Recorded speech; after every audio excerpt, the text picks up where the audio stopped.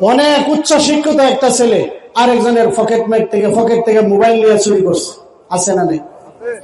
কোন একজন ভালো আলেম মসজিদের ইমাম সাহেব কারো মসজিদে কারো পকেট থেকে মোবাইল চুরি করছে, এরকম ভিডিও দেখাতে পারবেন? অসম্ভব, ঠিক কিনা বলেন? এই জন্য আল্লাহ বলেন, আমি আল্লাহ পাক রব্বুল আলামিন যাকে বিশেষ দয়া করি, আমার স্পেশাল দয়ার কারণে আমি আল্লাহ পাক তাকে কোরআন শিক্ষায় শিক্ষিত করি। ওই ছেলেটাকে, ওই মেয়েটাকে আমি আল্লাহ পাক মানুষ বানাই, শুধু লেভেলে মানুষ বানাই না, আমি আল্লাহ পাক রব্বুল আলামিন তাকে গুণের মানুষ বানায়া দেই। ওই ছেলেটা যদিও অল্প টাকা ইনকাম করে, মসজিদে 10,000 টাকা বেতন, মাদ্রাসায় 10,000 টাকা বেতন, 5,000 টাকা বেতনে চাকরি করে, কিন্তু ওই সন্তান তার বৃদ্ধ মা বাবাকে কখনো বৃদ্ধাশ্রমে পাঠায় না, ঠিক না? আজকে যারা বৃদ্ধাশ্রম গুলোতে খবর নেন, দেখতে পাবেন ইঞ্জিনিয়ারের বাবা বৃদ্ধাশ্রমে আছে, প্রফেসরের বাবা বৃদ্ধাশ্রমে আছে, ডাক্তারের বাবা বৃদ্ধাশ্রমে আছে, কিন্তু কোন মসজিদের ইমাম সাহেবের বাবা বৃদ্ধাশ্রমে নাই, কোন মসজিদের খতিব সাহেবের মা বৃদ্ধাশ্রমে নাই, ঠিক কিনা বলেন? আমরা এমন দেখেছি, এমন নিউজ আমাদের বাংলাদেশে এসেছে, একজন ছেলে বিদেশ, আরেকজন দেশে ব্যবসা করে, আরেকজন ডিফেন্সে চাকরি করে, ভালো চাকরি করে, এমন 3টা সন্তানের বাপ মা বৃদ্ধাশ্রমে দিনপাত করতেছে, অনেক কষ্টে দিনাতিপাত করে, মা কান্না করে, বাবাও কান্না করে, ঈদের দিন ছেলেদের কথা স্মরণ করে কান্না করে। এমন ইতিহাস আমাদের দেশে আছে না? আসেনি? তাহলে আমি আমার আসল জায়গায় আসছি। আপনারা যদি আপনাদের সন্তানদেরকে কোরআনের শিক্ষায় শিক্ষিত করেন, 3 জন সন্তান আছে, অন্তত পক্ষে হলেও একজনকে কোরআনের হাফেজ বানান, ঠকবেন না ইনশাআল্লাহ। এই একটা ছেলে যদি আপনার কোরআনের হাফেজ হয়, আলেম হয়, দেখবেন বৃদ্ধকালে আপনার এই সন্তানের কাছে আপনার জায়গা হবে, ঠিক না? আর কিছু না হলেও আপনাকে বড় অট্টালিকা বানিয়ে দিতে না পারলেও এই সন্তান অন্তত পক্ষে গ্যারান্টি দিতে পারি আপনাকে বৃদ্ধাশ্রমে পাঠাবে না, ঠিক কিনা বলে? এই জন্য কোরআনে কারীমের শিক্ষায় সন্তানদেরকে শিক্ষিত করার দরকার আছে নি? যদি থাকে তাহলে কোরআনে কারীমের শিক্ষায় শিক্ষিত করলে ছেলেদেরকে জাহাঙ্গীরনগর ইউনিভার্সিটিতে পাঠাইলে বড় হাফেজ হবে। বুঝতেছ না? কোরআনের শিক্ষায় যদি শিক্ষিত হয়, শিক্ষিত করতে চান, হাফেজ মাওলানা বানাইতে চান, মুফাসসির বানাইতে চান, তাহলে কি আপনাদের যে 2 সাইড স্কুল আছে ওইলে দিলে হাফেজ হবে?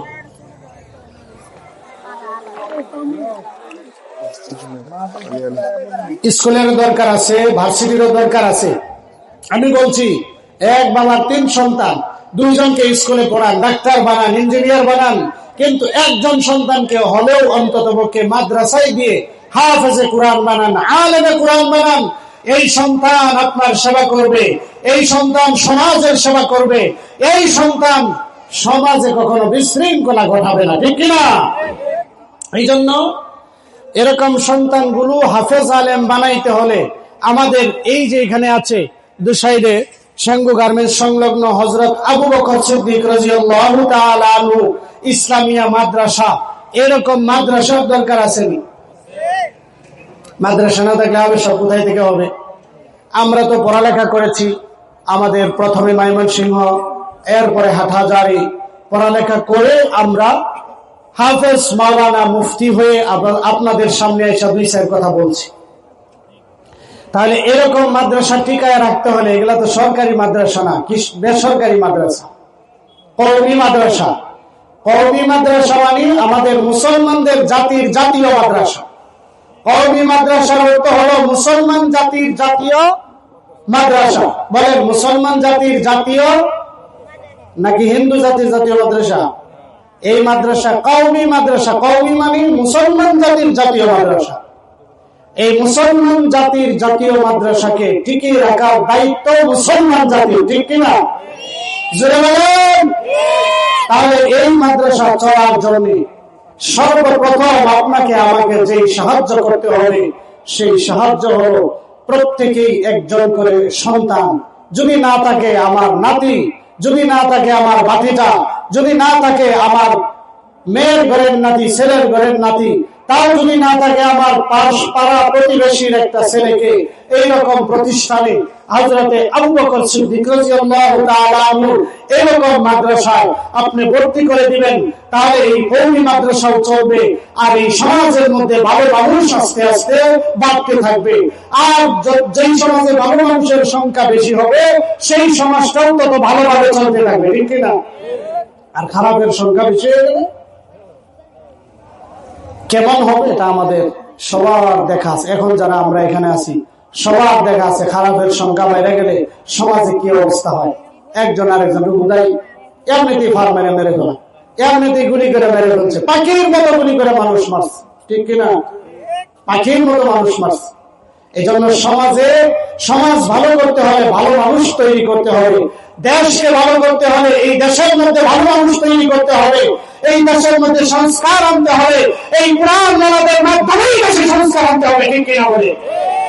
কোরআনওয়ালা ছাড়া সংস্কার আনবেন না।